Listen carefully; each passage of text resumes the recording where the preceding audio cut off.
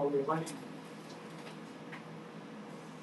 You see a little lever going up and down on the one side when I'm speaking? That means that the volume, okay. Mean the green line? Yes. Yes. Okay, we are good to go. Nancy, turn the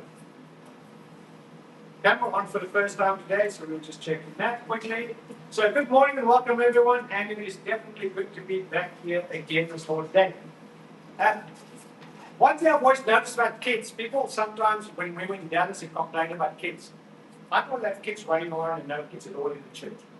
But what we will do from now on is to make it easy on the parents especially. We will actually take the kids up before communion and we'll just bring communion to you guys. Okay, we're not going to tell little kids that they can sit still when kids are able to sit still always. So we will just work with it another way. But we are happy that they are here because the church without kids, kind of hard. Okay, quickly to South Africa on the same coming. Tanzania, Arwel, Elaine, Renate see Cape. Wie al nou saam kyk vandag as dit weer saam met ons. Ons weet almal kyk na die Grand Prix, is miskien nog steeds aan. Of julle geniet dit, maar we geniet die service of die diens saam met ons vandag. I was just telling them that we enjoyed them being with us, and they are probably watching Grand Prix, which we didn't probably get yet. One of the things I missed from South Africa is watching the Grand Prix. But they were watching it this morning, so it might be able to. Okay. It is obviously Labor Day. I'll mention that later on in the service, but most adults work these days. Utopianly, in other words, according to what we would like, most women would stay at home, the man would go and provide the labor, and you would then, of course, would go and labor and then provide for the family. But that's not no longer an option in many households because of the way things have become expensive and the way life works these days. Others go to school, then to university, then to technical schools or an apprenticeship, or they support a job of some kind. But it takes experience and dedication to do the job properly, no matter what your job is. Whether you ask one, or whether you're a minister, or whether you're a pilot, a doctor, a guy who picks up the garbage, whatever it is, that's your job, and every job is known. But you have to know how to do it. And you have to be dedicated to doing it. Some hate the jobs they do. Many people never work in the field of study. In fact, something like 60%, and don't quote me on that, but I read somewhere once long ago, it's about 60% of people who go and study do not work in the field they studied in. I once worked for a medical refuge company. I worked in a lot of places, but just after high school, or just before going to the military, for a couple of months, I worked in this medical refuge space. I hated it. Now, when I say hated it, there's no words. We would have to get in, we did medical refuge, which is always dangerous, but we also would get into where there are fuel extraction plants and fuel depots in there. Petrol, fuel, whatever you want to call it, gas depots. Those big pipes that run from one end to the other end, they build carbon and it's exceptionally poisonous.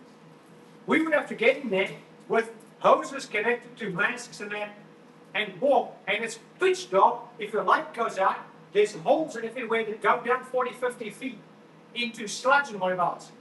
We would have to clean that. We would also go down and clean the sludge of different factories and all this oil and dirt sludge and that. And it was always extremely dangerous, but the smells, even with a mask on that you have to be careful, you couldn't breathe anything in. A lot of people got sick. I hated that job. But it needed to be done. And I was fairly okay. Some, far fewer by number, enjoy their work so much that they don't even feel vacations are necessary. I go to Dallas every now and then. In fact, I'll be going to Dallas possibly in September for the girls' birthdays. I don't really go. When I'm there, I still work and I still go and preach wherever I'm there so it can help pay for the trip that I'm going on. So I'm never really actually ever taking vacation, but I also don't feel like I need vacation. Next year, God willing, we'll be going to visit Matt and his wife in Florida, and then we will go to a couple of places there and show Melinda she's never been there. So I definitely would like to go and do that. That'll be the first time. Last vacation Melinda and I took when 2011. But if you love what you're doing, They'll feel like they need vacation. There are millions of people who wonder why we even have to go and slave away our whole lives. Why do we have to slave away our whole life and be hungry? If you want to not go hungry, if you're one of those people, let me give you there's a hope for you. The founder of LinkedIn, those of you that are younger will know what LinkedIn is. He has, through the years, been very accurate in his prophecies. He says that by the year 2035, things will be about 100 times cheaper than they are now.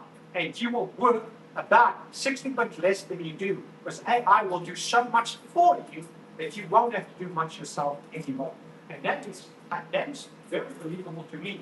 Those of us that know tech know that it's coming, and it's coming fast. If you're not using it, you will use it in the future. Okay. In case you wonder what I'm speaking about, again, I said earlier, this is Labor Day weekend here in the United States. Tomorrow is a vacation, so a lot of kids won't be going to school. Parents are like, oh no, just went back to school. You already a day off.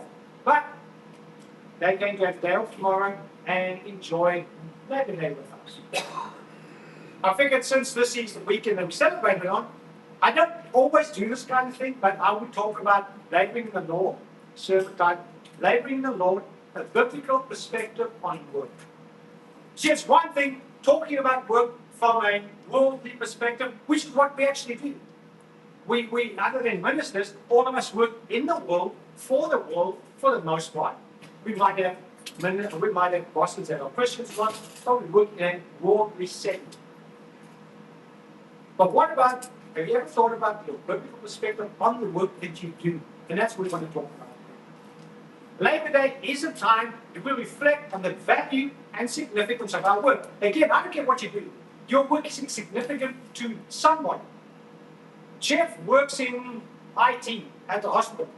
I'm not exactly sure what Jeff does, but I'm pretty sure when something goes wrong in the hospital, everybody calls Jeff and his buddies, and they're going to go and fix things up. They may hate their jobs, but the fact is, they keep the hospital running as efficiently as it can. So all of us have something till the day you retire. And even when you retire, after that, you're working again. Doing something to keep yourself busy, if nothing else. But from a biblical perspective, it's not merely a means of survival. It's a God-given responsibility. And that sounds strange. God made us work.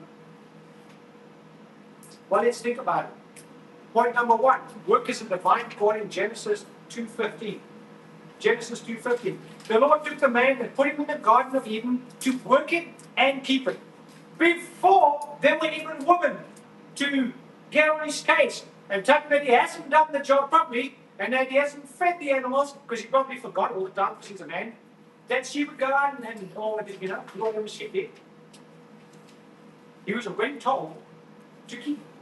He was already told. In fact, it was worth naming them.